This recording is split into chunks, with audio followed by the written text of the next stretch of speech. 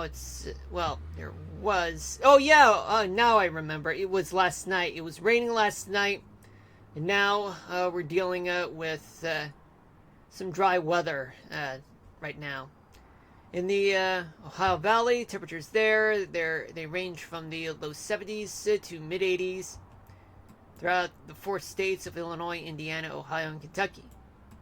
The Great Lakes region, temperatures throughout the Great Lakes, like Michigan and Wisconsin, they're in the mid 60s to mid 70s. Though your area, Wild, it's right just about the low 20s in degrees Celsius, at least for right now. In the Dakotas and Minnesota, let's start off with Minnesota, where temperatures throughout much of the state, they're in the 70s. The Dakotas, temperatures they're in the mid 70s to upper 80s. Correction, mid 80s. Let's go to the Missouri River Valley. Take a look at Iowa, Missouri, Kansas, and Nebraska. All of it's just mostly in the 80s. In the northern Rockies.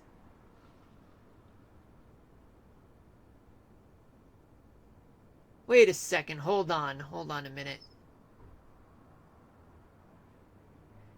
Yeah, I forgot to move my. Yeah, I forgot to talk about the winds in the south. I jumped the gun. Wasn't that humid here too today? But I know it'll be back.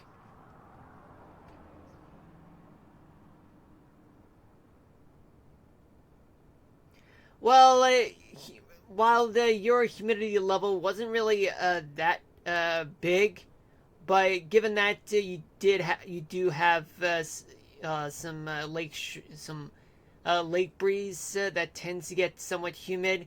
I mean, the fact that you live right next to a lake means that you're still going to get some form of humidity from the lake, even though it's not coming from a large scale type of weather event like those in the upper atmosphere.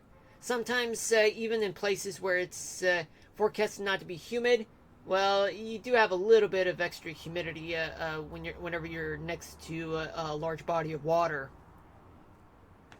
But yeah, your humidity levels would start creeping back up while going into it this coming week.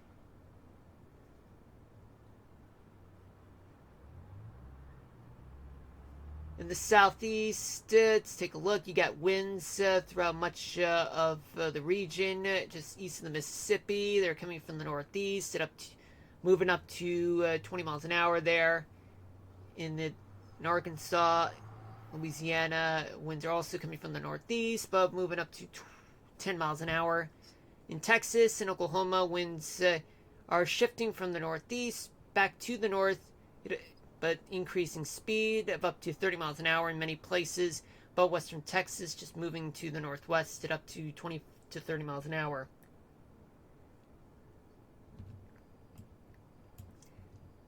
Let's take a look. The Midwest, lighter winds there, but up to 20 miles an hour coming from the northeast in Kentucky, and from the north in Ohio, also up to 20.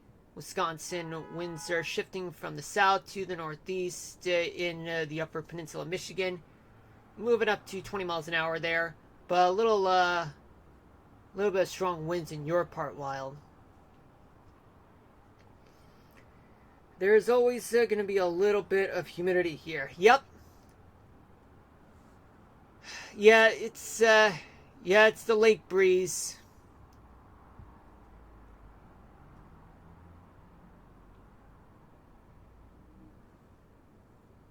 But of course, the hotter it gets, the more humid it feels. But I'll check the humidity levels, Wild. Let me see. The Great Plains, they have winds moving to the north at up to 20 to 30 miles an hour, except for the North Dakota, where they have some almost light and variable winds, just up to 10 miles an hour, with winds moving counterclockwise. In the west, plenty of light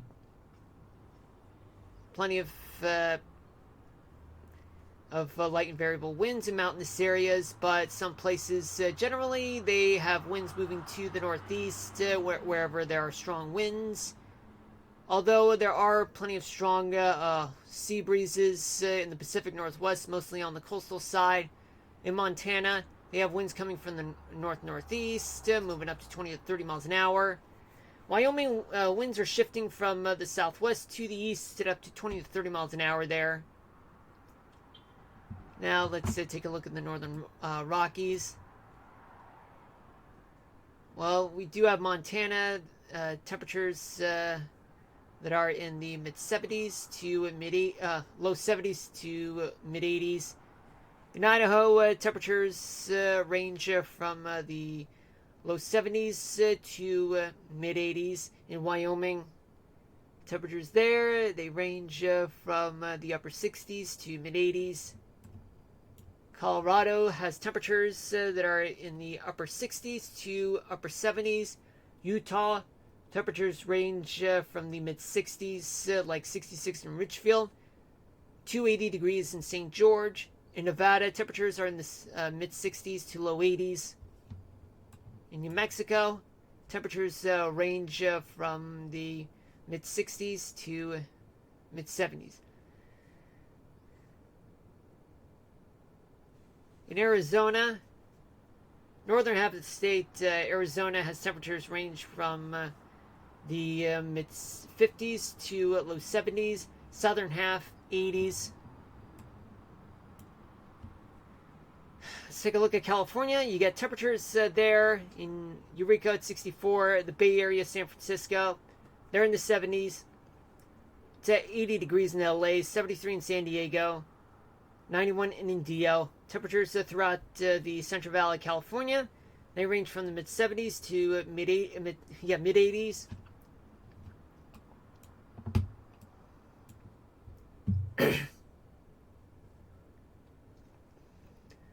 In the Pacific Northwest, temperatures they're in the 70s in Oregon and in Washington State.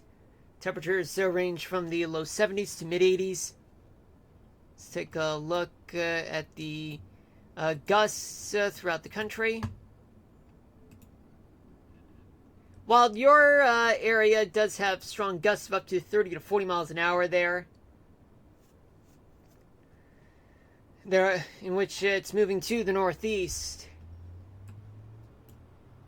Plenty of gusts are in northern New England, moving around 30 to 50 miles an hour.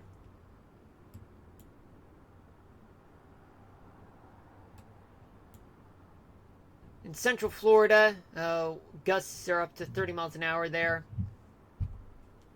And even in South Florida, the gusts are no more than 30 miles an hour, even in the Florida Keys and throughout the easternmost parts of Miami. In the Great Plains, wind gusts are up to 50 miles an hour in some places. In the west, up to 30 to 40, maybe 50 miles an hour in Northern California. Plenty of strong winds are offshore from the Pacific Northwest, and offshore they're blowing up around 60 miles an hour there. Let's see. Yeah, I can confirm those gusts. Yeah.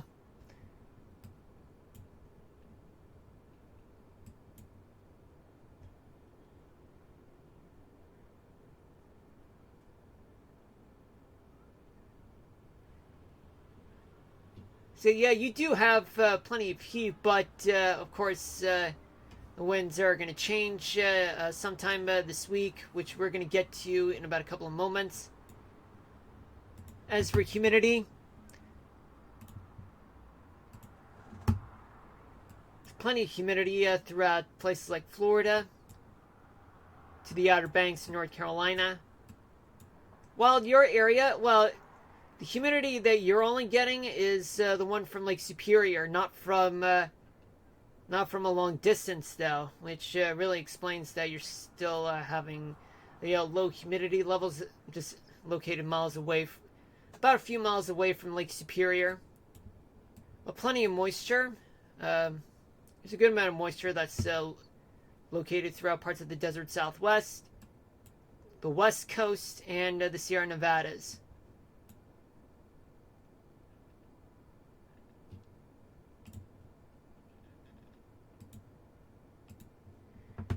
Rainfall estimates.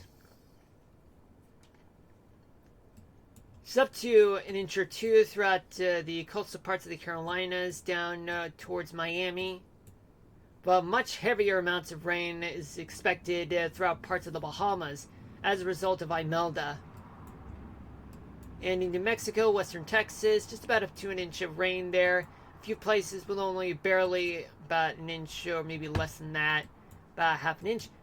And there's going to be about an inch or two, maybe heavier localized amounts.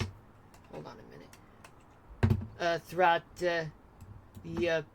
Olympic National Park, the peninsula part of Washington State, just west of Seattle. That's because you have a front that's about to move into the Pacific Northwest. But just so everyone knows that all of these are just estimates, not actual amounts that are happening right now.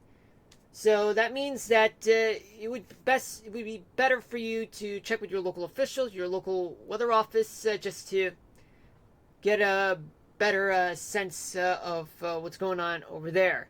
I mean, for example, like if it rains like 2 inches there, but it's estimated to be an inch, well, believe in what's actually over there, as in what's being recorded rather than what's being estimated, because sometimes it could be off. But gusts and even wind speed and wind direction, that's all depending on the localized weather parameters, like sea breeze or convection, and such. Now let's focus on what's going on right now in the upper part of the atmosphere. Hold on a minute. Let me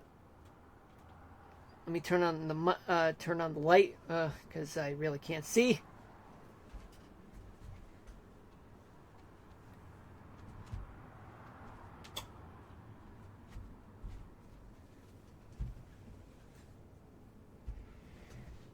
Okay. Let me take a quick sip.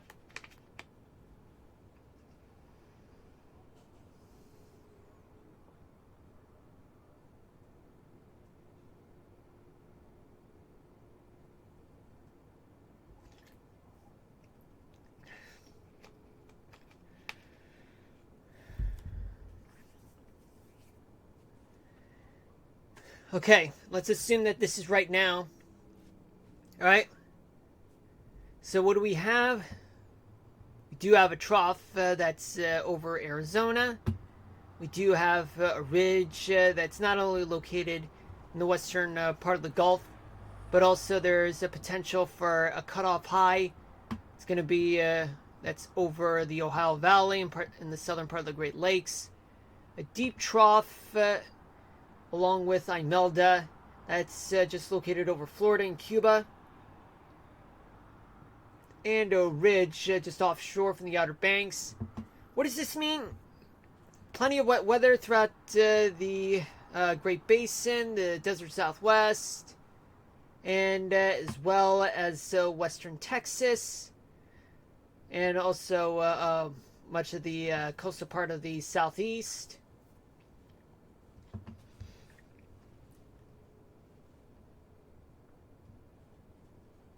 So that means that a cold front that I don't know if you've seen before, if the cold front has been shown on the surface weather map, that just means that that cold front is just dry. It's dry, meaning that there is barely any precipitation that's right along the cold front in the northeast. So, in other words, it doesn't really look ideal for precipitation to happen. I mean, we've already had that last night anyway. Let's just move on.